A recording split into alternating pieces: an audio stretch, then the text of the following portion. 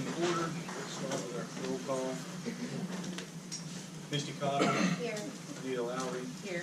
Jeff Upton. Here. Jan Throgmorton. Yes. John Collins. Here. Shira Hungate. Here. John Rollins. Here. Joe Tower. Here. City Attorney's here. Clerk is absent.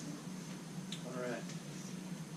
So before we have a motion to approve our agenda, I would like to make a small change to it and move item 1 under new business up above the business reports.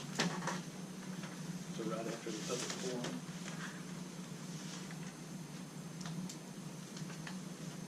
Any objection to that? I don't think we should do that. I second. I like that motion. Okay. Okay. Motion is second. All those in favor say yes. Yes. Yes. Agenda's been approved. Next is the approval of our meeting minutes from our May 8th meeting. Are there any changes that need to be made there?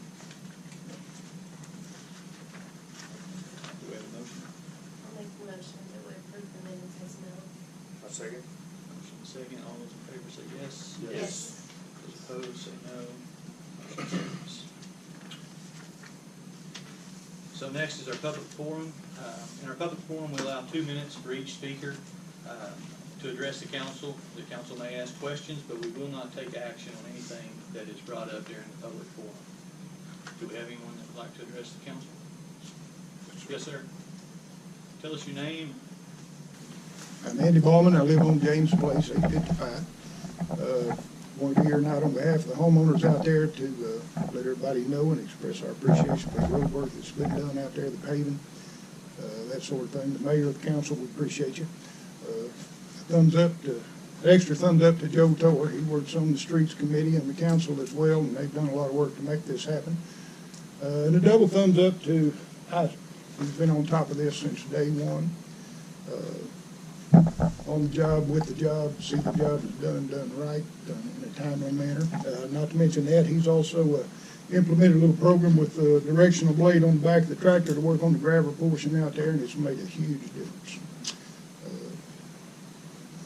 He kind of helped come up with the idea to pave from where we all live back out instead of James, or from Dairy Farm back in where nobody lives, and it's helped our dust problem a lot.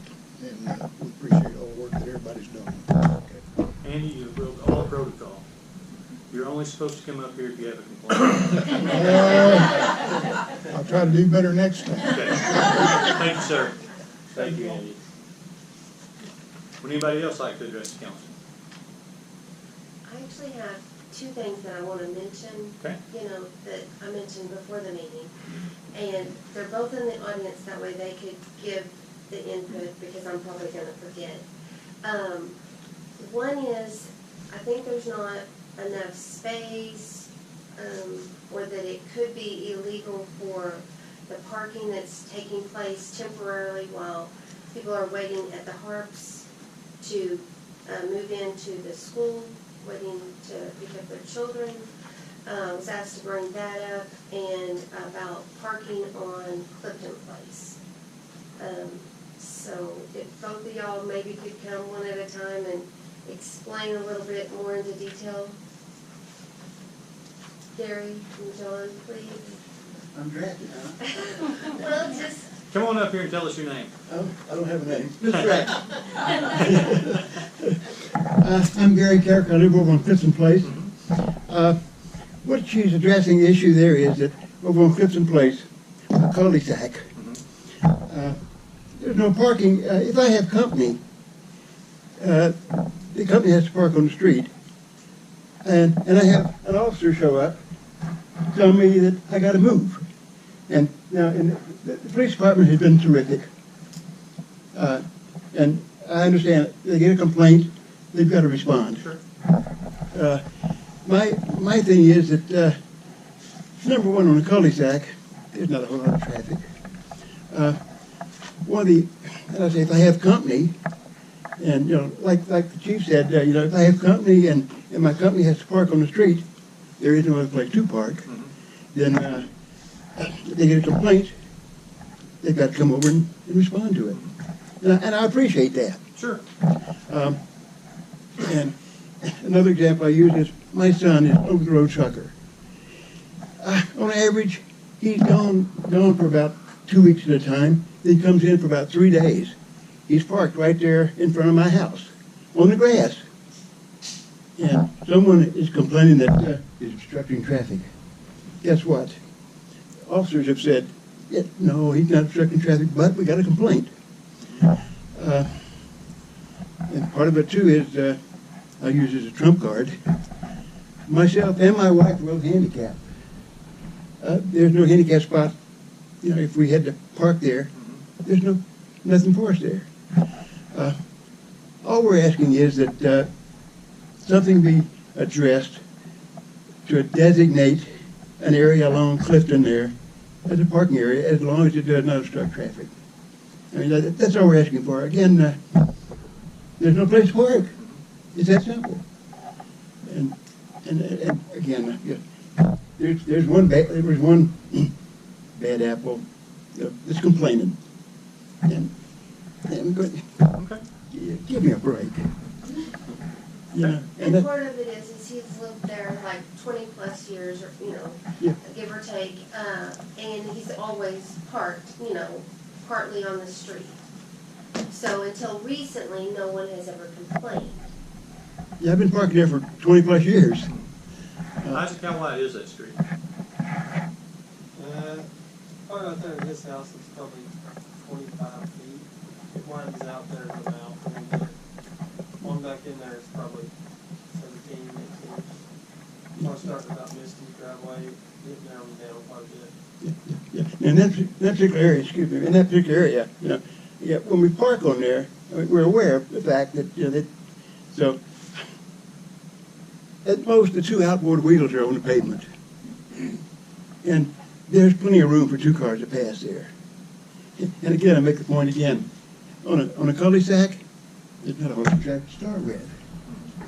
Chief, have we written any tickets for this? Or? The ticket was cited, he was cited, but it was dismissed after speaking to him because the officer was in contact with him. Again, The the police department's been terrific. we have parking if we're called.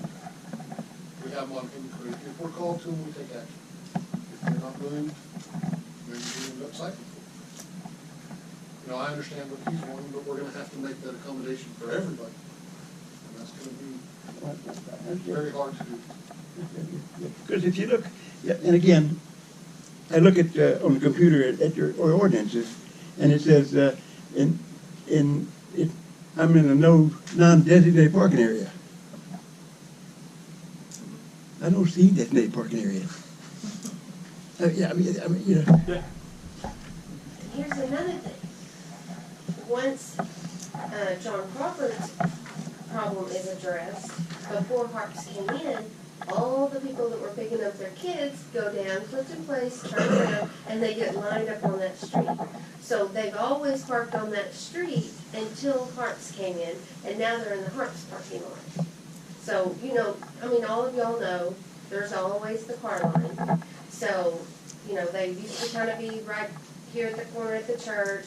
Then they got started on the Clifton Place. Harps came in, woo-hoo, they all went there. So, I don't know what to do. I So, don't know whose problem it is and how to handle it. what about the parking? Do you have any parking area at your house, like a driveway? Yeah, I've got 2 cars in the driveway. So you might have a too many car problem. Come on, Mayor. Come on, Mayor. Um, Again, you know, I contend that there is sufficient room on that street. And again, I understand I have to move over. right. Yeah. And even, you know, I told the chief, what happens? I have company come out of town. You know, and there's no place for them to park. You park on the street. And, you know, the chief, again, the chief's doing great. I'm not, and he said, you know, if I get a complaint, you got to respond to it. Sure. I understand that. But again, come on, cut us a sprout over here. I understand where you're coming from, and it's something that we can address. We're trying to review some ordinances. Yeah. You know, now that you brought this up, maybe our parking ordinances are something we need to review. Yeah. In the short term, though, I don't think we have a solution for you. Yeah. Make nice with your neighbor that's complaining. Which, I think we're talking Hatfield McCoy here, man. Yeah. For what it's worth, a little history on that. No, we don't need a history there, no, sir. You coward. But yeah, we will look at our parking ordinances. Right, Say in the yeah. short term, I don't have a fix for you. Yeah, and again, I just ask for a little consideration, because, you know, that, Okay. We'll see what we can do. appreciate it. Okay. Thank you very much, thank you, Mr. Does anyone have any questions? John, I'm sorry. not for you, I was gonna ask the chief. Like in other cities, do they have, if someone complains, would that be addressed, like say, my son lives in the neighborhood over there and they park, their driveways are just big enough for barely 2 cars. And that's what everybody does. When I go, I park in the street, so if someone, is that how most I can't say for every city, but I know that, I just wondered what the you know, normal, I know in what Fayetteville, they just hang a ticket on the door. Same with the University of Arkansas, same with Stony. If it was code enforcement and you were out of you're in violation, you do too. you're gonna get ticketed. See, because we have 2 sides to this. We also have the person who is annoyed by it and does think that it's blocking traffic. And he thinks that he's getting something that nobody else on the street can do. And he's found out it's illegal, so therefore he's gonna push the issue. We've also got problems on Hidden Creek with that. Any other questions? Okay. And the next is the parking at Yeah, Harps. the parking at Harps, but with the fire hydrant and stuff like that, maybe you could explain that a little bit better for me, John. Because if those people move, you know, if that's an illegal, what's happening there is illegal, all of that traffic that's gonna be moved is gonna cause another problem somewhere else. Come on up and tell us your name.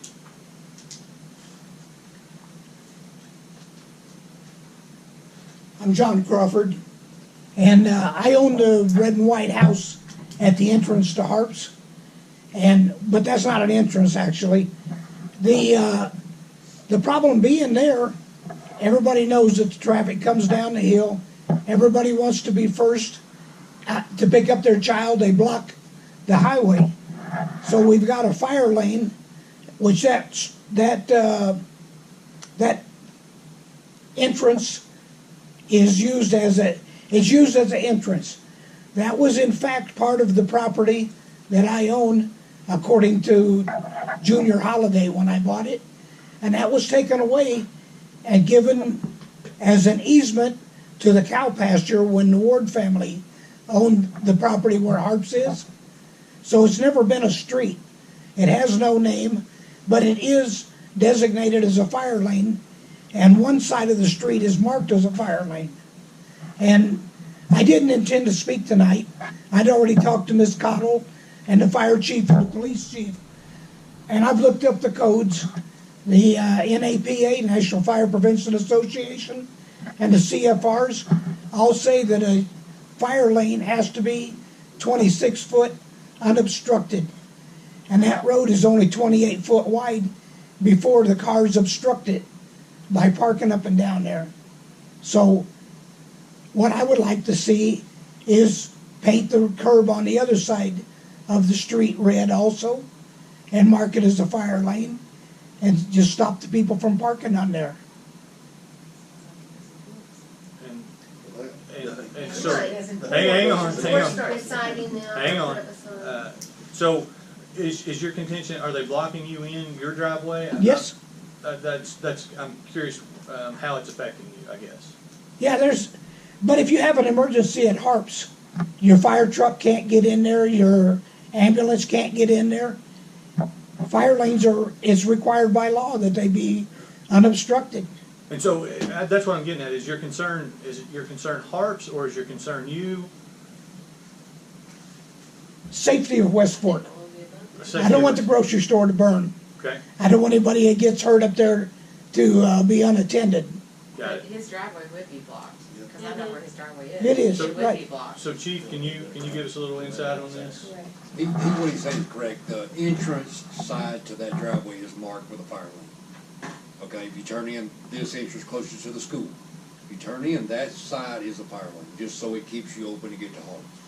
The coming out the side is not marked as a fire lane. So, but the issue that he discussed with me is, people are lined up coming out to go to the school, well, people coming out of Harts will jump over, and then they're coming out the onside, the inside. That's why they're they would be clogging up the fire lane, basically. Thank goodness at least Hart has 2 driveways, at least there is an additional driveway to get into the building if we had to. But, that was his big issue with me, is that when they're coming out, the people that are not picking up their kids are coming out, they're swinging over this other lane and then going out on the street.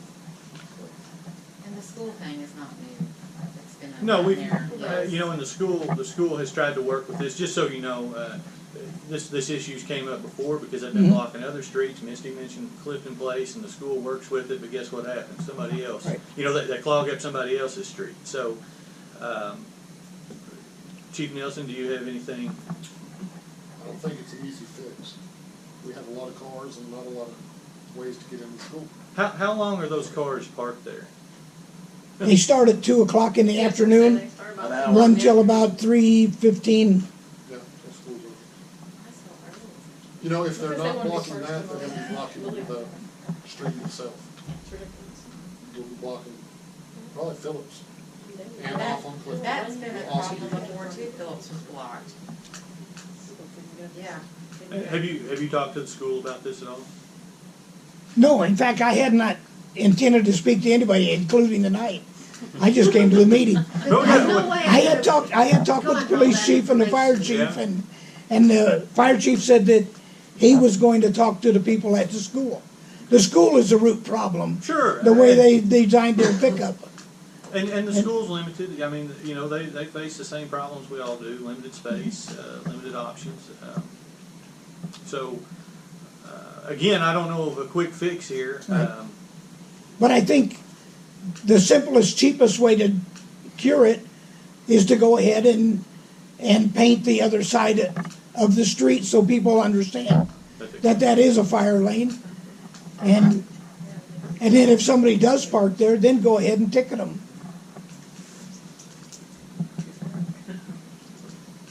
Okay, Thank you. we'll take it up. Thank you. Anyone else? Okay, we'll go ahead and close our public forum. As council members, there's 2 issues that we need to address. I don't think either of them are going to be an extremely simple fix. Definitely something for us to ponder and try to figure out. So I would entertain any of your ideas in the coming weeks, months. Looking at ordinances on parking and things like that. Okay. What we've got now. All right, up next is Sheriff Kim Hilder to discuss Chief Nelson's recent graduation. I got to be honest with you, whenever Christy called me and she said, would you be willing to come and speak to the council about training, I was excited because I looked at my calendar and I was going to be able to miss a finance meeting at the Quorum Court. And so it was good. And then it rolled up today and I thought, I wonder why am I doing this? And so I called and I said, what's the lay of the land here? Are we mad at John? Or there wasn't enough money? Or what am I doing? And no, we just want to know about it. And so then I get here, and you have some issues, just like the Quorum Court deals with, but you much more civil in here. I want to commend you for that. Well, listen, I want to commend you, first of all, for allowing John to attend this training, because I understand budgets, and I know that yours is very limited when it comes to training for this police department. And I'm assuming that you probably had to allocate additional funding for him to attend. But I promise you're never going to regret allowing him to go. The Northwestern University puts on a police command and staffing program. It's been active since 1983. For those of you who don't know, Northwestern University is just outside of Chicago, up in Evanston, Illinois. They have one of the premier supervisory command staff programs in the United States, probably in the world. Rivals the FBI National Academy, and those are the two premier supervisory training programs available to law enforcement in the United States. For John to be able to attend, it's a big deal. We had some deputies that attended. Springdale, Fayetteville University was there. John, you may have to help me. I don't remember who all was in attendance, but there were 20 attendees at the class. What Northwestern would do, normally they host these at sites away from Northwestern or on campus. We've never had one in the state of Arkansas. At the sheriff's office, we believe in training in a big way. So we contacted Northwestern and asked if we could host, because we knew that there were a lot of agencies that needed this supervisory and leadership training that weren't able to afford to send their people away. Just think if on top of the tuition, if John had come to you and said, I also need an additional $3,000 or $4,000 just for lodging and meals. I mean, it would have been a no deal. And so we were able to host it, and people were able to come home at night and do their projects. And it made it a much better environment for our folks locally. The instructors were very complimentary of all of our students, John in particular, because he kind of sticks out in a crowd, if you haven't noticed. But anyway, they really were. They loved the way that our leadership within Northwest Arkansas, jihad, if you will. Everybody gets along. There's a lot of networking and commiserating and just talking about common problems and how we can solve these. Well, that doesn't necessarily happen if you go off to Indiana or to Tennessee. We do have common problems, but we don't have shared problems like we do in Northwest Arkansas. So that was a big part of this, not just the learning, but the networking. So for those of you who don't know, it's a 10-week course, and the way they have it set up, you go 5 weeks, take a week off, and then 5 weeks to complete. It's university, upper level type instruction. They're writing papers, they're doing research. John, I'm not sure how you got through this. I don't think I could, but you were doing algebra and all kinds of stuff that I barely picked up in high school. Just to give you an idea, whenever they're doing management, they're doing management principles, transformational leadership, which we all have to avail ourselves to now with the ever-changing dynamics of generations. Law enforcement management environment, that involves police ethics, legal issues. We got HR issues, which every law enforcement leader, and you should be especially proud that he's going through this. This is all about how to promote, how to select people to work for you. What about when you have to discipline? What about civil liability? All those things. I know that'll make Tom happy that he's availed himself to these disciplines. But also for staff research, planning, and how do you prepare for the future when it comes to growth of the city and what are the actual law enforcement needs. Well, he's availed himself to empirical data that will allow him to present to you how you really can staff the city of West Fork and why it needs to be done. Well, on top of all that, I can't remember the exact number of college credit hours that John got, but I think it's between 17 and 21 college hours at the end of that. So it's not an easy deal. You don't just go and sit and don't participate. It's a full semester, and they're going at it hard. You know, so they were not only in class all day, but they were at home at night and doing research papers and things of that nature. So I'd be happy to answer questions, but more than anything, I just want to brag on you for having the vision to allow John to attend. He was the only, from a small town. We had one other smaller community that had committed to sending a couple in the last minute. They pulled them. And you know why? It's because staffing. They fell short. We can't do it. I know that West Fork suffered while he was gone for that time, but I promise you the sacrifice, it's worth it, and it's going to really be worth it in the long run. And I live in West Fork, so I got to brag on you about that. I love leadership. I love people that will really work hard at being good leaders, and I think that's what you got right back here. He's really proven to be a superior leader.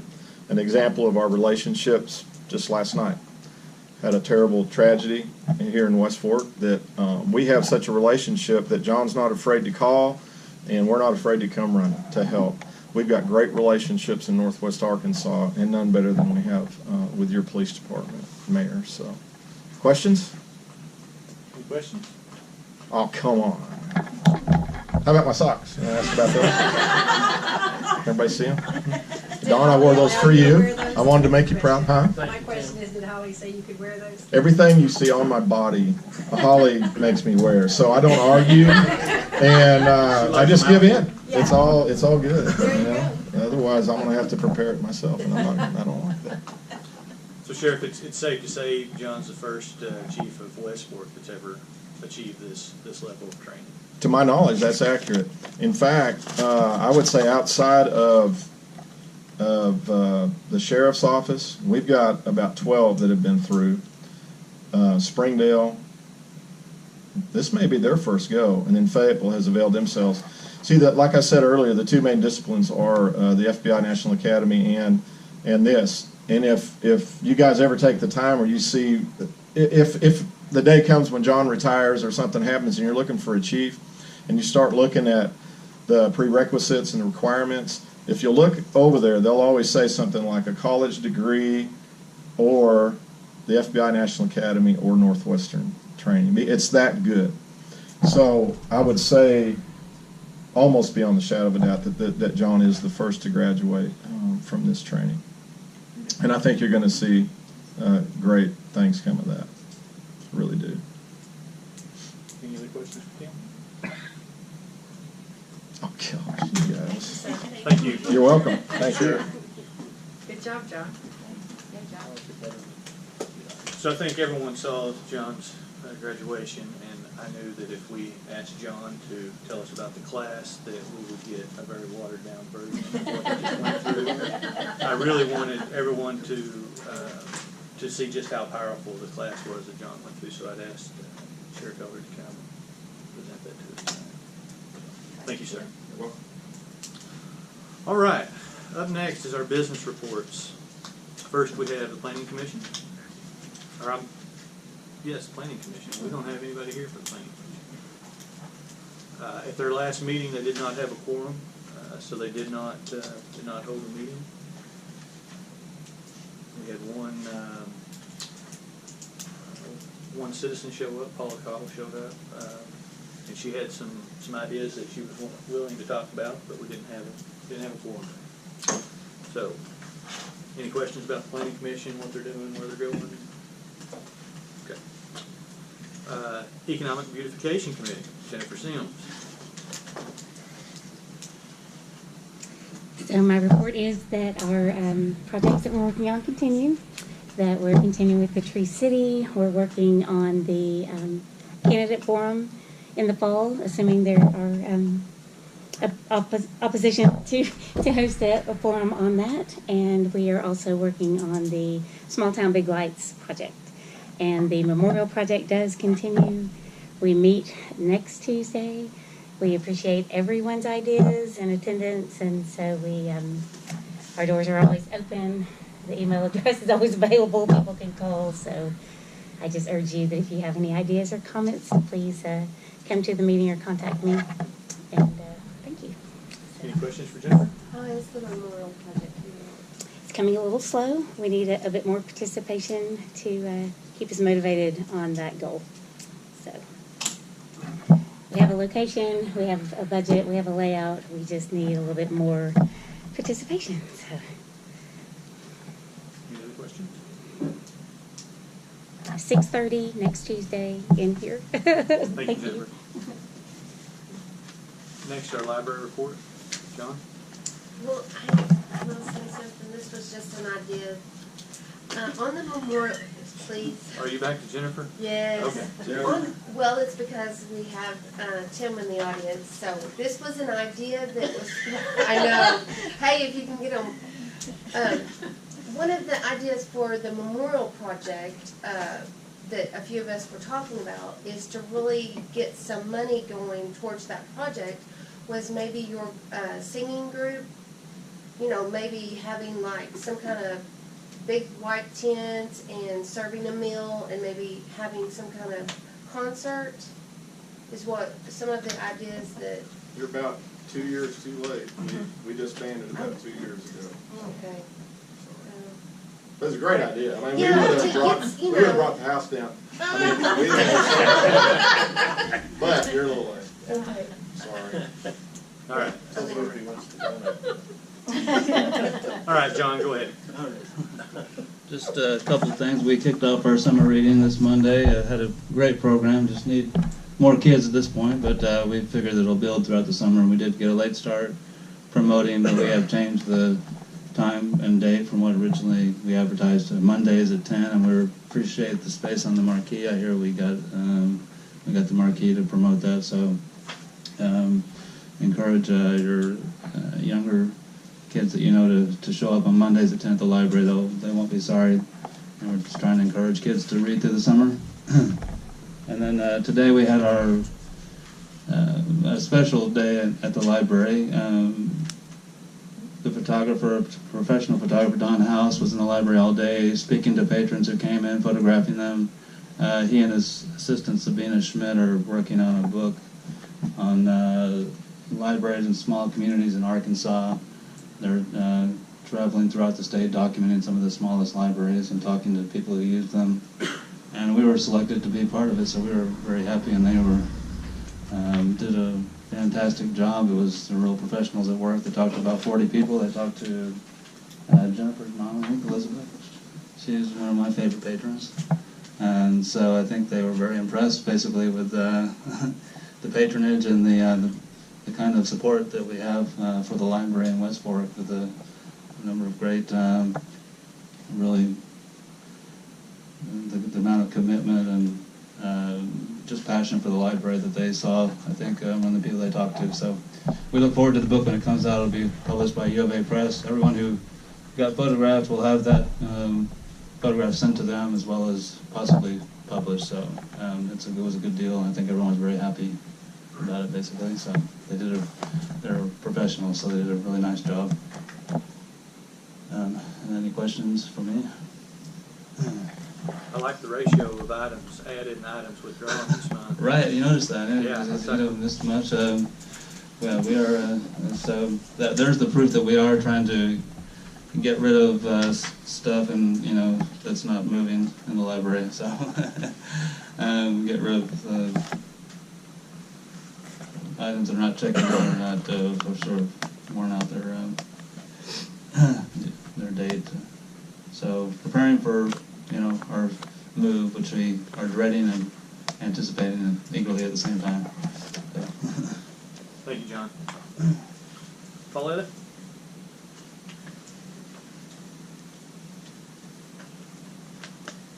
Good evening. Our numbers are up this month. We doubled what we did the month before. That's basically due to the fact that the month May was a nice month and everybody's out about and Riverside's open. We get a lot of things from Riverside. And the highway construction has stopped. So all those troopers are coming back down here now, working this into the world. And the numbers, show themselves in the number of new citations entered. This time last year we had 315. This year, 577 new entries. So I just look for the summer to keep building. And we have the extra person working now too, so that enables us to get all our dispositions in after court. So all that money's been collected on those cases will disperse in the month that it's collected in. Oftentimes before we had to just work on them as we could and try to have everything done before the next court date. And the last court date we had everything done the next day. So it was kind of like, oh, I haven't seen that in a long time. So it's been really nice. Anybody have any questions for me? Always look at this side of the table. Gotta look at this side of the table. Thank you. Thanks, Pauletta. Chief Nelson? Show 'em, John. Yeah. Well, I'll tell you what, when the sheriff shows up at your meeting, you get a little nervous, a little worried, you don't know.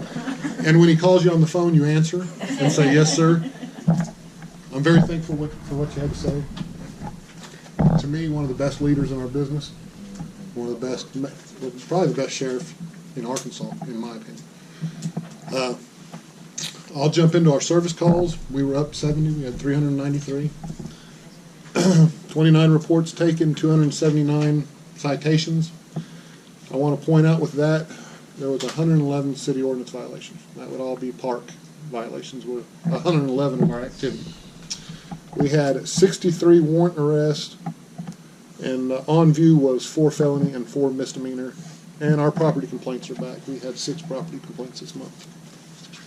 Mostly grass. Yeah, always when the grass starts growing, a lot of it's going to be grass. Grass and parking is 2 big ones. I wanted to flip back here. I like to add stuff that's positive every once in a while. I know we get complaints, but 2 of our officers got letters this month. One from Donetta Patton, who said Officer Underwood was very professional, very sweet, even though he wrote me a citation for my registration. She wanted to let us know that he did not make her nervous, scared, and was very comforting. You know, that's a big one for me. I've always told the guys, if you can write somebody a citation, and you were nice enough that they write a letter, or they come into that station and they tell you thank you, and tell your supervisor, that means something. Because most of the time they're going to hate you. The other one was for Officer Langston, and they said they sent a thank you card to Officer Langston that said, "Words cannot describe what you've done for our daughter." They made that a little smaller.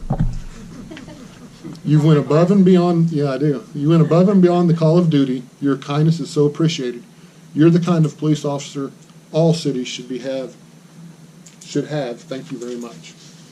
So I like to add those little things, just to let you know not everything's negative. These guys are out here doing a good job and trying to do it in a friendly way. I just wanted to thank you every time I drive by the park down there. We're doing our best on that. Yeah, the other day I drove by, there were 2 vehicles down there, and they were parking down the side road, and I thought, oh my goodness. And Well, it was on Sunday. and we've got one of our part-timers has invested in a bullhorn, and he likes to go down there and he gets their attention and gets them moving, so. And of course, you've been on social media, the park's been on social media a lot. All the time, Yeah, yeah. so thank you. But thank you for what you do for the park. Any questions? I noticed the overflow is going to the post office. Has there been any complaints on that? There hasn't been. We've been trying our best to redirect them to like the community center, but they're coming from every. On Memorial Day, we thought 600 or 700 people showed up at that park, and at that time we were working with 4 officers. We couldn't hardly keep up with what was going on in the park to worry about outside. And that doesn't come, you also got to remember we have the rec hole. We had 70, 80 people down there, so that ups it. We got a lot of people that we're handling with not a big police force.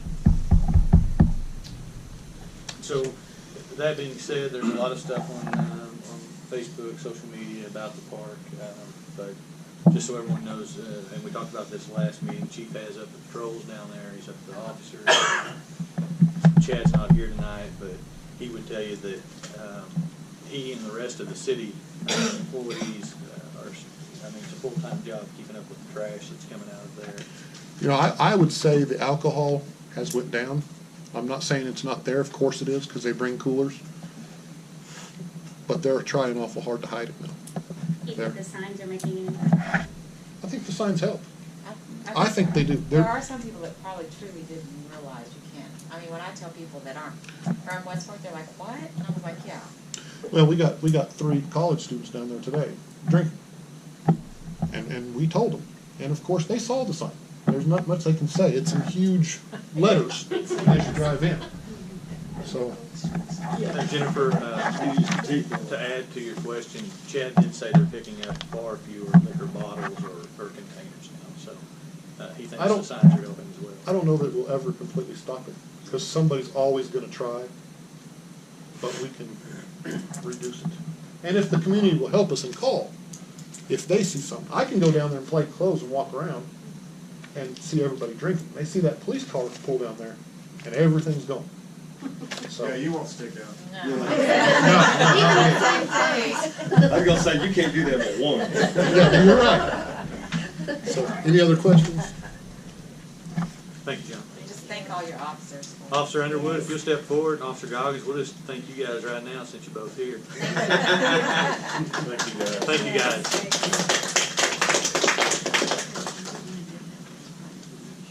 All right, Isaac?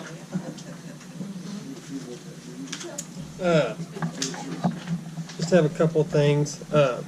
Water loss was back down. I think y'all seen that in your packet. We are moving forward with the cellular read meters. We'll have 30 new ones installed after this cycle when we read. I'm hoping my other 20 will be in by the end of the week. So we've been spreading them out and trying to get rid of dead end streets that we don't have to go down and read 4 meters, and it takes us 30 minutes to go down and turn around and eliminate that. That cuts down on man hours for reading. I'm still waiting on our sewer flow meter. It's supposed to ship Friday. I hope it's here this week. I'm anxious to get that in the ground, especially with summertime rain. You don't get that very often, so I'd like to get that in the ground so we can start trying to catch some more of our I&I. We're finishing up a water main extension on Cemetery. That'll be completed tomorrow. We're going to try to tackle our FEMA project down here on McKnight Street at the bridge, probably starting in about a week. And then when that's completed, we're going to tackle Jeff's Bridge down there. Probably looking right after July 4th, probably sometime in there. So we'll probably have to reroute Jeff for a little bit. Still holds if you need some help, holler. Sidewalk, I met with Miss Babion a couple of times. I think she likes me. I hope she likes me. Went over the plan. I finally got a plan together from Rick, and went over that with her, and have talked through the right-of-way concerns that she has. So we have a final drawing that will be turned into the state to get their approval to move forward. I'm still waiting on approval on the Main Street out here. I'm hoping in next couple of weeks we'll have approval on that, and I don't know how quick we can get started on that with our budget. Street paving is done. They finished up yesterday after the dump truck got stuck and dumped a whole lot of asphalt. It was a disaster, but they did get done. Cedar looks good. Drive those. They did a really good job. I was really pleased with the way they come in and got it done. I think they started Thursday last week grading, and then they were done Monday. So and it looks really, really good. Of course, Nick and I are still hammering away on the sewer. We met with Fayetteville, and I'll let Nick tell you a little bit about that. And I think Nick's got something else on here. I don't know if you want to do it all at once, Nick, or... Yeah. All right. Other than that, trying to keep up with the grass and get some stuff done. Who got the state to come down and work on the bridge finally? Well, I gnawed on Jimmy Votts here down here when we met him about the sidewalk, and I think there was a couple of folks here in town that sent some nasty emails to the state about the big potholes and stuff, and they've been down here working on it. Not quickly, but they've been working on it. Have you heard any more on our railroad crossing? I have not. I tried to call today. I've been dealing with Mr. Campbell, who lives out on James Place, and I did try to call John today, and with no success. So Randy assures me that our plan has been put in front of John, and that he should be contacting us soon. So that moves at a snail's pace, and it's aggravating. So that's all I got. The question for Isaac. Any idea how long it's gonna take on the bridge? They're planning for 3 weeks to a month before we can get you. September 18th, I think, is their completion date. I got that far on done. Yep. They're going to pour the footers, the other 2 footers for the main channel, and then he said 2 weeks they'd be setting the boxes on it. So. Yeah, I looked at it a while. It looks a lot different. Isaac, while you're at it, will you give an update on Davis as well? Davis. Oh, the mine. We might want to hear that update. Okay. Scott Kelly from the Corps of Engineers was down on the Dye Creek project that the county's doing because a neighbor had called or something that some of their stuff had washed down. I met him and the Beaver Watershed, Becky Rourke from Beaver Watershed down there, and we talked through their deal at Dye Creek, and he said, now I want you to take me to Davis. He said, I've gotten multiple calls from up there. We go up there, and Scott sees that and gets JD out there and pretty much, ready the riot act for quite a while, and give him till July 11th at 7 a.m. to have a plan of how he was going to restore the creek on his desk, and from that, that's about all I know. I've had so many phone calls. I've just said call Beaver Watershed. Well, it's in the Corps' hands now, and if that don't go anywhere, then he said, I got no choice to turn you over to ADQ, and they're going to start fining you just immediately every day that you're not in compliance. Out there, you need to. It's unbelievable. And so, of course, the city of West Fork was not prepared for that. No. When we adopted ordinances, we had nothing in place. As we went through the ordinances, Isaac has created a new ordinance where the city now has some fees. Yes, we can. And Here, we will have some power and authority and to it did regulate help that. after I think you talked to me a little bit, and I was like, the city's done all So, we can do. It's up to Beaver Watershed or Yeah. APQ, and I was, but that did help because I told we've done everything. The Corps and JD didn't know, so That's probably on camera. Scott, Scott went through, there's like 86 different permits, and I think that's right, there's a bunch in the United States that he could fall under. All he had to do was apply for one, and he could have done whatever he wanted to up there. So he was not in compliance with that, and Scott, he got pretty mean with him there for a little bit, but they worked through it, and JD's got to get a plan on his desk, or he's probably going to get, it's going to cost him a little bit of money when they start citing him for being in non-compliance. And I know that someone talked to you about the 5 acres that joins into that, Mm-hmm. and I don't know if the sale went through or not on that, because I don't either. I know the person who bought the 3 acres would not even look at the 5 acres because of what was going on down under the hill. Yeah. So that's hurt Miss Lindsay. Mm-hmm. So, and he's out there, you can hear him on Sunday mornings, Saturday mornings, at my house. Well, he's not supposed to be in the creek. So, he's not supposed to be within 25 feet of the creek with anything. Yeah. Another update Isaac had informed me of too was, and this is going back to last month, we had the gentleman here that was the kayaker concerned about Crossland in the river down there and losing items in the flood.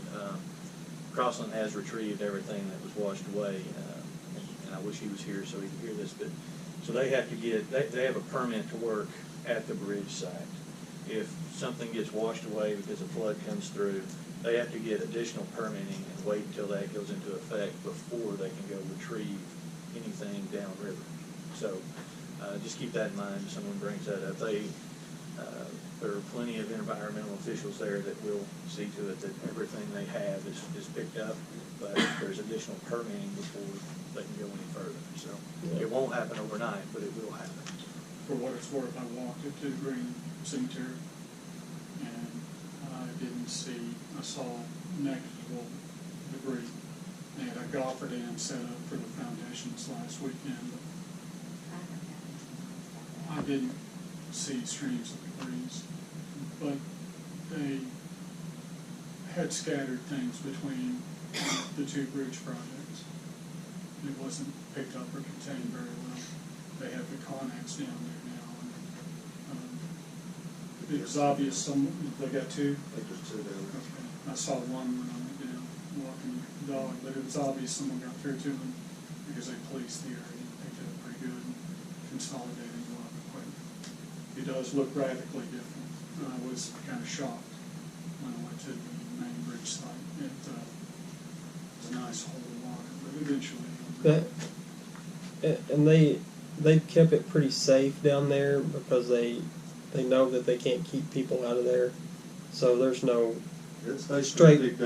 Yeah, it's no straight drop offs or anything like that. They've sloped the bank so nobody staggers off down there and falls in the water. So they've kept it pretty nice down there, and they've kept where they're putting their stuff in there by our sewer plant. They've kept that pretty well too. So they're moving along good on it. There's no end to cars going down. I promise you. Yeah, and they're not pulling those barriers out of there either because they're 20 feet long. No, they're not. Any other questions for Isaac? Thank you, sir. Thank you. Thanks for the updates. Our Parks Director is absent. So, any questions on the Parks report?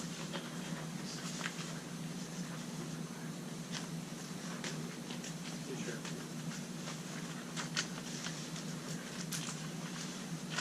No questions? The biggest item on their agenda was 4th of July, which is coming up. Chad did ask me to remind everyone that he has most all positions filled except for food serving, cooking and serving. So if any of you guys are free that evening, he would appreciate I'll do that. the help. I don't even know when I show up. Chief Myers? Well, I got my daughter's wedding over with, so my stress level has gone down considerably. So, other than that, it's been a pretty busy several weeks. Our call volume, we're only about 2 off from where we've been from this time last year, but in the school inspections, we've had traffic on vacation a week. We help them block traffic, put flags up, going out, clean out pavilions about once a week, because they just get down at Riverside, because they get pretty nasty. Staying busy, spraying kids at the daycares, water, just the general good firefighter stuff. So, we've been busy here lately. We've had like 4 or 5 different structure fires. Luckily, none of them have been in the city. I say that, and I'm not talking bad about the rural people, but so it's been busy. Been busy. Had the fire on the highway. Had the big truck fire that showed up on the news. So thank goodness when stuff shows up on the news, you want it to be a good one. So they handled it really good. But I think that's basically all I've got, guys. Unless y'all have any questions. Thanks.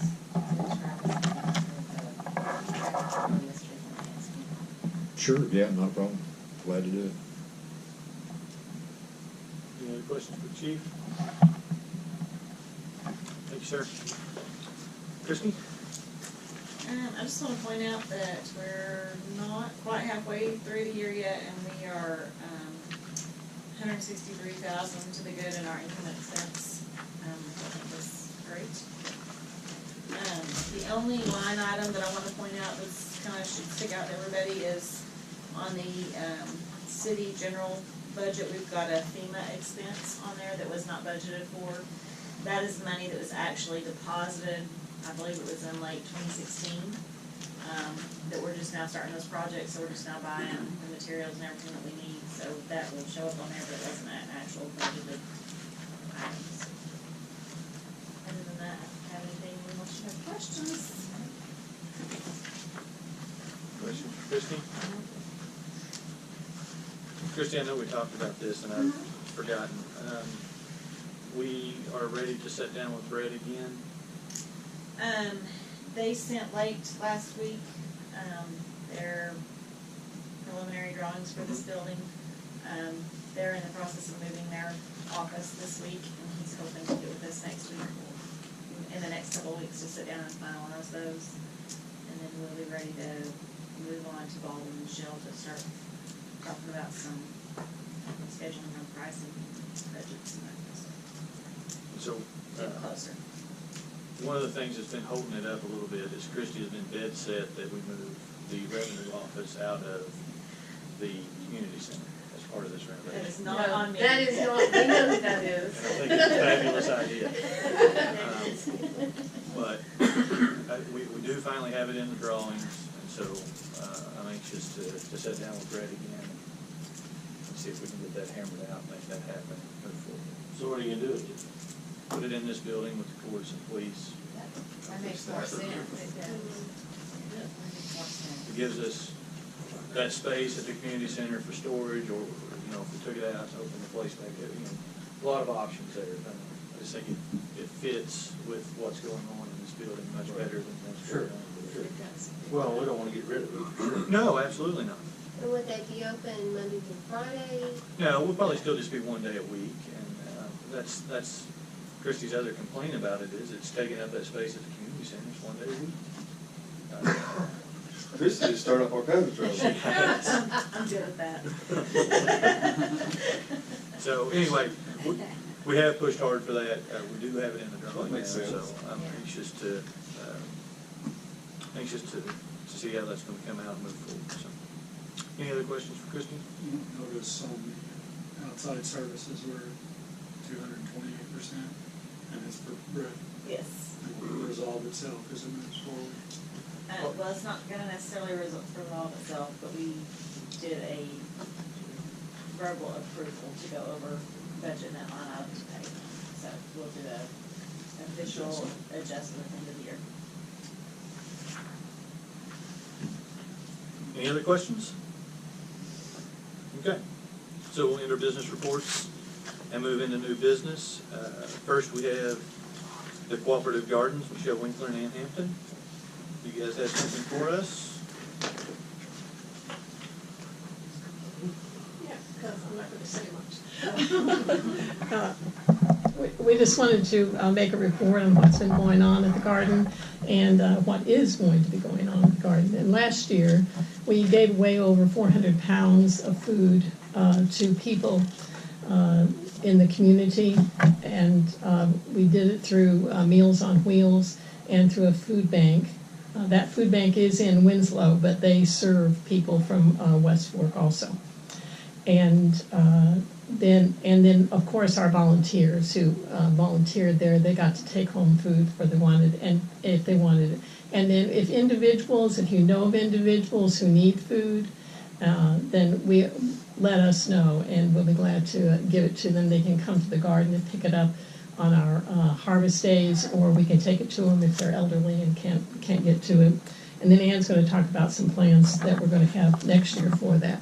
We also handed out, Ann and I personally, toted tomatoes at the fireworks last year. I handed out a little flyer so that people would understand. We gave out bags of tomatoes to everybody at the fireworks, everybody who wanted some. We were just carrying tons of stuff. And then we want to thank a lot of people who have been helpful. There are many individuals last year helped us, not many last year helped us, but we had people volunteer to come and help us this year because, most of people were like my age or around that age. And so we look for some more help this year. And Anna will speak to that. The AmeriCorps people came and helped us for one thing. And then individuals gave us things like we've got a greenhouse now that we're going to get. We got a soaker hose. We got some pressure calculations on our hose. And the Farmers Co-op gave us a lot of seeds also from last year, so that was real helpful. We got tomato plants last year, so just lots of things going on. And what I'm going to do now is turn it over to Ann, but she's going to mention some other people who've been very helpful to us. And I'm going to pass this around. Last time we showed you some pictures, and this is of what's been happening this year. And mostly I'm showing the people, because there are a lot more people coming to help us, young, old, and in-betweens. And then also at the very end, you'll see a picture of some rows in our garden, because we're double planting this year, so we'll have more food to give to people. Michelle, do you have particular harvest days, or is it just according to? Well, right now, the work day is on Thursday from 6 p.m. to 8 p.m. And then when we start harvesting, if you look at our Facebook page, that'll usually tell you, because as you all know, you can't depend on when you're going to be able to have to harvest and stuff, but Right. they'll be coming up pretty soon. So it's the Heritage Cooperative Gardens on Facebook. I think I'm friendly. What? I've already friendly y'all, so you posted, Yeah. you have to come some this year. While she's handing that out, I just want to say something. I've dealt with the city council and the planning commission and all this many times through the years. Sometimes not so positive, and sometimes very positive. I just want to say that I really want to commend y'all. I'm not saying this to be kissing butt, everybody, but I'm telling you, it's like night and day. And I have had so much help lately as things have changed in West Fork. From everybody from Christy. Isaac has been wonderful to the garden. He's helped us. He's helped us get in and out of there. He's moved things for us. In fact, we really consider all the city employees some of our sort of volunteers, and as we begin to harvest, if they want to come in and harvest, we've offered that to them and their families if they can use the vegetables. But the tenor of West Fork has changed, in my opinion, tremendously. And I've known some of you have been here a long time, and some of you haven't. But I want to just tell you that I appreciate you a bunch. So anyway, I'm very excited about the garden. And this year we kicked it off with St. Patrick's Day. And some people on our committee came up with the idea of the planting of the potatoes on St. Patrick's Day. So that's what we did. And we had people show up. We had children, we had adults, we had seniors. We had Harps donated all these baked potatoes for us. So we not only planted potatoes, but Why Not Cafe in their health department kitchen baked all the potatoes for us. Harps donated like sour cream and cheese and all. We gave away free potatoes to everybody that participated. We planted hundreds of potatoes on St. Patrick's Day. Squirrel Jam, which some people may be familiar with, it's a band that plays a lot of times in Winslow. They're from this area. They came and they played for free. And so we also gave lessons how to make these peat pots, which we had the materials to make, and then we gave them to people in the community, and they planted their own plants in there, the seeds we provided. And community members, including some kids, grew a lot of the seedlings that we later on planted. So this was a fun day, and we had a whole bunch of people that showed up. And then last year, we gave away around 400 pounds of food. Meals on Wheels that serves our area, and then food pantry. Well, we have big plans for this year too. So we are again going to be giving some food to the Meals on Wheels that serves the area, because they will both cook stuff. Last year we gave them enough tomatoes to make a spaghetti sauce and put up and freeze so that later on seniors could have spaghetti served. And they also will take sacks of, like, say, tomatoes and cucumbers and stuff and deliver them to a lot of the seniors that they see. So it's not just things they cook, but things that we provide. We have a whole bunch of volunteers this year. I mean, we can always use more, but this year, so now y'all know we have a nonprofit designation, so everything that we do is under our auspices. We're responsible for it and all that. Well, Tricycle Farms, my husband, Bill Cornelius, is a beekeeper, and he volunteers at Tricycle in Fayetteville. They have a similar thing where they try to provide foods for the community. And so this year they had a grant with AmeriCorps. And because of our nonprofit, they said, do you want us to include some AmeriCorps volunteer for you all out at West Fork Heritage Garden? And we said, well, heck yeah, sign us up. So we had 146 hours of AmeriCorps volunteer hours. We had these young people that came out. They're really from all across the country. We showed them about organic gardening. They just made the most terrific, the picture you'll see on that last page, and if you drive by, they did 146 hours of work. In return, we went to Tricycle Farms, and my husband taught them bread baking from scratch and cooking from scratch, which most of these kids are city kids.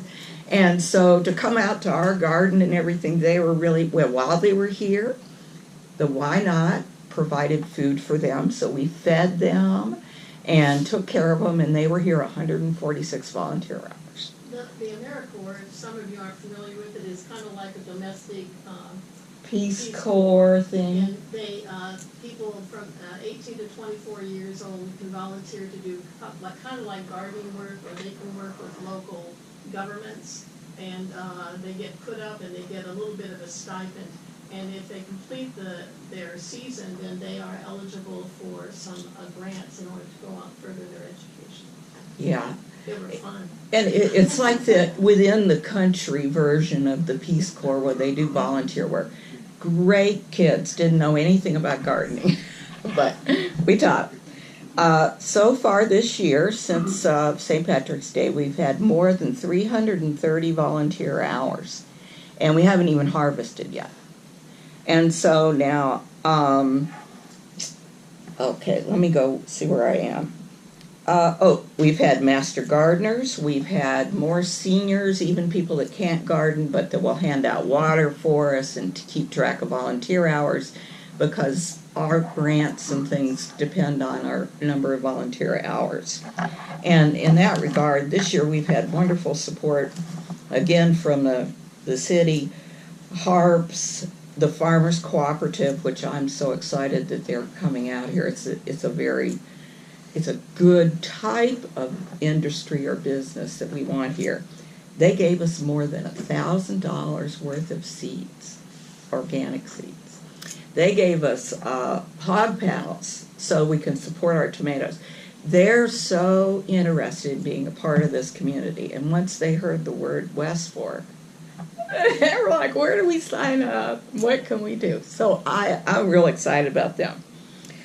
We had a lot more individuals. We had Tricycle Farms, AmeriCorps. We've had individuals donate. We have a brand new tiller that somebody donated to us. And again, we have the greenhouse. It's small, but great for starting food. And so coming up, I'll try to wind this up because I get excited about it. Okay, so we expect to be giving away more than 1,000 pounds of food this year. And I talked to John Carnes, the superintendent at schools, and I don't know if everybody knows that the continuous summer program this year was canceled. And that's a big problem. I mean, I say this like you all share my view, but I think most of you do. It's a big problem for our school families because that provided food for kids and families that qualified for free and reduced cost lunches. All summer long, you could go down there and get breakfast and lunch and stuff. But John told me that the reason they had to cancel is because they have to keep that cafeteria open, and it's a big nut to keep that cafeteria open. And to pay employees to cook and clean and be there all those hours.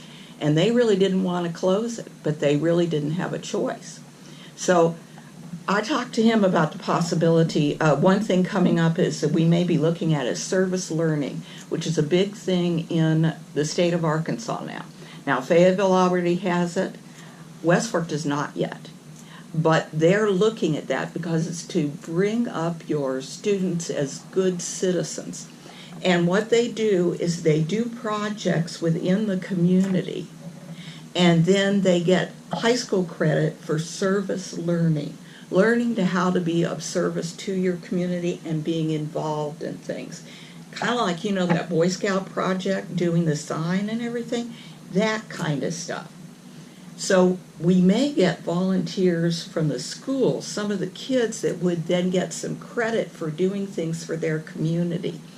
It's a really good program, I think, to instill certain values in your kids. It gives those, oh, I was going to use a cuss word, those darn high school kids something to do with their time besides drinking in the park. And so I think it's a wonderful thing. And Mr. Carnes was quite interested in that because they're looking for ways to do this for our kids.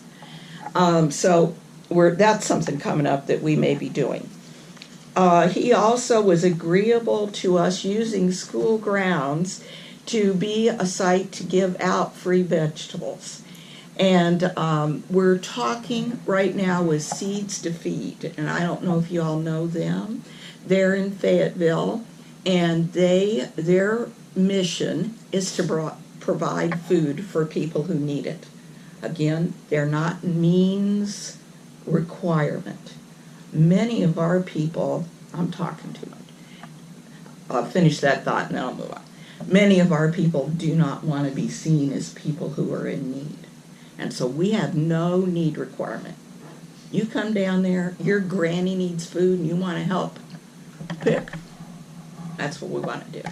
So we would like to, we're talking about either trying to figure a way to set up with some of our retired folks, either on the community center grounds, a day or a few hours, one day a week, and just people could stop after work and come and pick up vegetables, and we would let people know we were going to do that.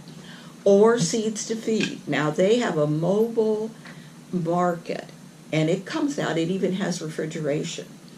They said that they're located in Fayetteville, but they said that part of their mission is to actually reach out to some of the smaller towns and stuff as well.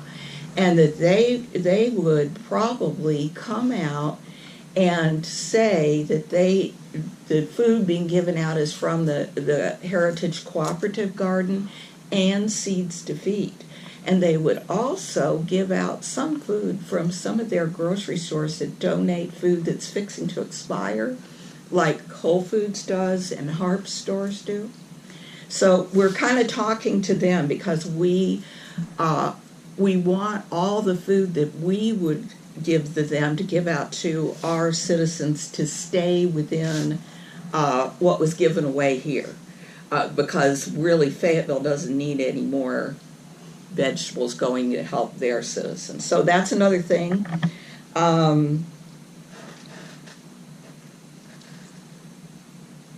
Okay. Oh, and then we'd like to invite all of you all. We are talking with the Library Hall people about once a month holding a community feed. And what we would do is we would give away vegetables and we would cook things like maybe a soup and cornbread or stuff from the vegetables in the garden and just have it as a big, community united type of neighbors helping neighbors thing. And have just people come and, tell them about the garden, see if they know people that need food and just kind of have a good old time. And we want to invite you all to come because you've been a big part of us being able to do this. We wouldn't be able to do it. No, because we wouldn't have had a space. You should stop by. It looks so good. It's just unbelievable. So that's kind of where we are. And we have lots of big plans for the summer. We hope to be involving Boy Scouts and some of the churches. We've talked to a couple of the churches about letting us know people that need food.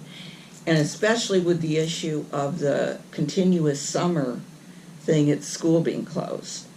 And we may talk to the elementary school about, they do still have parents coming in to pick up food packages, even though... I was going to mention those, they call them snack packs. Snack packs. That they give out on Fridays. Mr. Carnes suggested that. A note in there or something. And then another thing I talked to John about was like they do have this automatic, what is it? Robocall. And it's really a good deal. They use it when they want to let people know. And so I haven't approached it with Mr. Carnes yet, but I felt that since they could not do the continuous feeding thing, that maybe they could send out one of those robocalls. There's, nothing to it. They use it for snow days. They use it for, various things like your child so-and-so needs to be signed.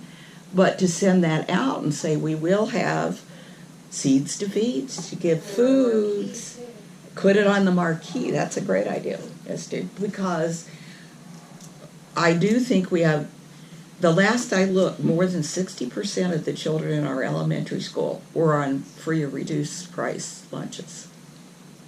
So we're doing a great job, and I want to thank you all for your part in it, and we do realize we should have been in touch earlier at the end of last season, and we didn't, but we're going to do better from here on out. So. Thank you, guys. Thank you. All right. Next, we have an amendment, number 3. Nick only comes to see us when he wants to. I give Nick a bad time about his amendments, but Nick's been really good to us. Go ahead, Nick, present that graph, tell us what the amendment is. This is something I put together. It was after, last time I came, I was going over the flow results from RJN when we did all our monitoring and talked about how much the average flow went down, on a dry day. I think that it was somewhere around 30,000 gallons a day reduction in average flow. And, something I have one of my guys look at when I got RJN's raw data was, what happens when it rains, because we, I come to y'all and said, well, we cut some things down, but also the peaks went up a little bit because we buttoned up the system. But what I had to do is we took 2 storms. We took one from May of 14, about a 2-inch storm, before we did any work in the system, and then we had a very similar storm in October of 17 after we finished everything, right after we put the monitors in. So I had him line those 2 up. I mean, I think the green on there is what we call post construction, and the tan is the pre-construction. And you can see, like, after the main rain comes, the post goes down really a lot quicker. You get closer to your average flow a lot quicker. And running some numbers there, we estimate almost 2 million gallons difference on that.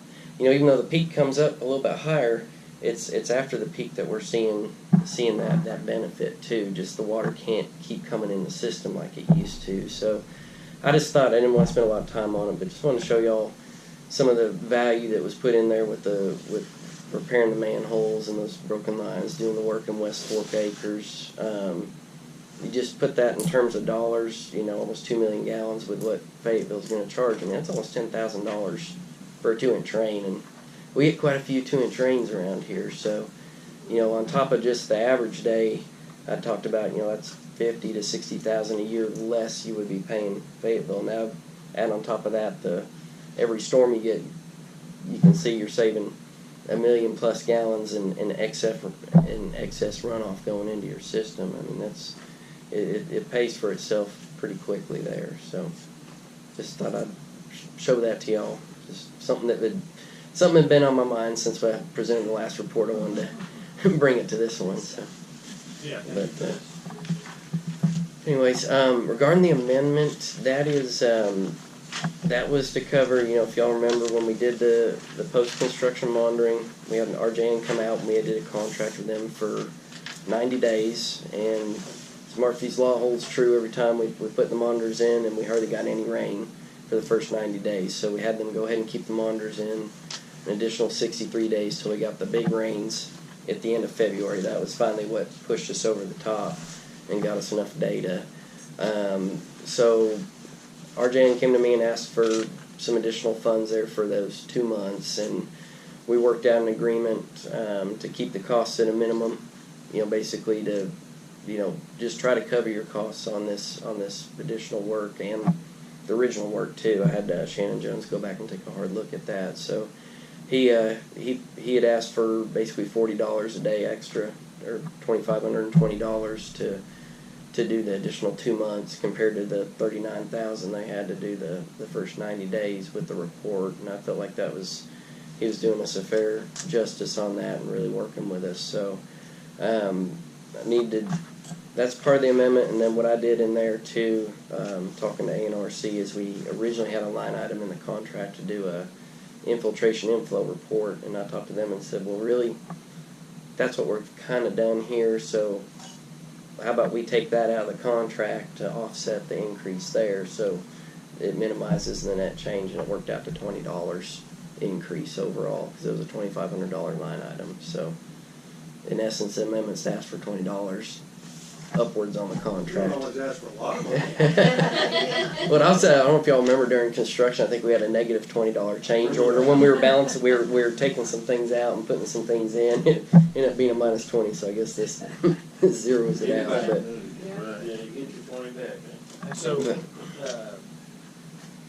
if I'm reading this correctly, the last line item on there, we have yet to do, and we're trying to avoid part of that, maybe working something else into that plan, but it looks like we've used up our contract fees with this extra $20, and there's still a line item there that will be addressed, correct? which line item? The facility closure plan and lagoon Yes, closure reclamation. Yeah, we still have the facility plan, the plans for the sewer main to Fayetteville, performance work plan, closure plan. Those items will go into the next funding package that ANRC does. All the rehab work, the pre-application, the SSES and I&I report, when we balance that out, those went into the first package. So, and then the environmental document will go into the next one too. So, we've been working on those in the background and just holding, just because we know the funding's going to come. Whenever we get our lift station size. Now that we have flows to work with, now we can start really designing. That's what we're doing right now is taking RJN's data and figuring out the best size of the pump station, force main, most cost effective. ANRC's pushing on me to look at several options to make sure we're spending their money the best way possible. So that's what we're doing right now. And you heard what Ms. Ann just told us about how many kids were on the free and reduced program. And you'll be sure and relay that too. Yes, sir. Absolutely. So we may have to go down to Little Rock to beg for a little more We'll grant. take Ann with us. When she gets finished talking, nobody has any questions. There we go. She's very thorough. So we might need to do that. Are you saying I talk too much? Not at all. I said you were very thorough. That's right. I have no problem doing that. But do y'all have any questions on the amendment, or where we're going moving forward here? We have a motion to approve amendment number 3. I'll make that motion. We have 2 people make it. Just 1 second. I'll second it too, if you want to. One for each. Simultaneous. 1, 2. All right, motion second. All those in favor say yes. Yes. Those opposed say no. Motion carries.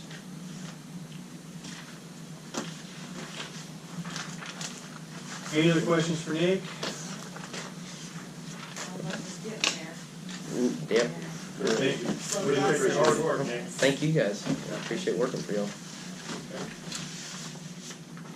So before we move on, I think we've got one more item that we're going to address tonight. But for a quick comment, there's been some talk this week on social media about swimming pools and the meter write-offs. And for a lot of us, maybe we didn't know there had been a policy change on this. But approximately 7-8 years ago, we changed the policy to where if you want to fill up a pool, you'll either need a yard hydrant, a yard meter that's not metered for sewer, or you'll have to pay the sewer fee. Okay.